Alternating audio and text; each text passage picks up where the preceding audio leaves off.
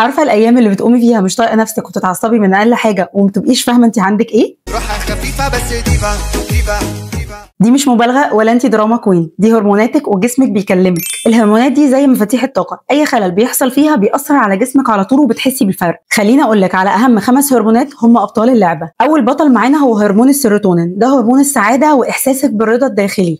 لما بيقل بتحسي ان كل حاجه ملهاش طعم. الحل انك تتمشي في الشمس وتنامي كويس وتاكلي حاجات فيها ماده اسمها تريبتوفان، دي اللي بتزود هرمون السيروتونين زي الموز والمكسرات والدارك شوكليت. تاني هرمون معانا هو الاوكسيتوسين، وده هرمون الفراغ العاطفي والاحساس بالوحده. بيزيد لما بتتكلمي مع حد قريب منك او تسمعي كلام حلو او تحضني ناس انت بتحبيهم. تالت بطل معانا وهو الدوبامين، وده هرمون الانجاز والتحفيز. بيزيد لما بيبقى عليكي تو دو ليست بتخلصي منها حاجات بتحسي انك انجزتي في اليوم، وبيديكي جرعه دوبامين صغيره. حاولي يوميا يبقى عندك تو دو ليست عشان كل ما تخلصي حاجه هيزيد عندك الدوبامين. رابع واحد معانا وهو الاندورفين، وده المسكن الطبيعي لآلام الجسم. بيزيد مع الرياضه والضحك ولما بتاخدي دش دافي، عشان كده الرياضه والحركه مش رفاهيه، ده دواكي الحقيقي.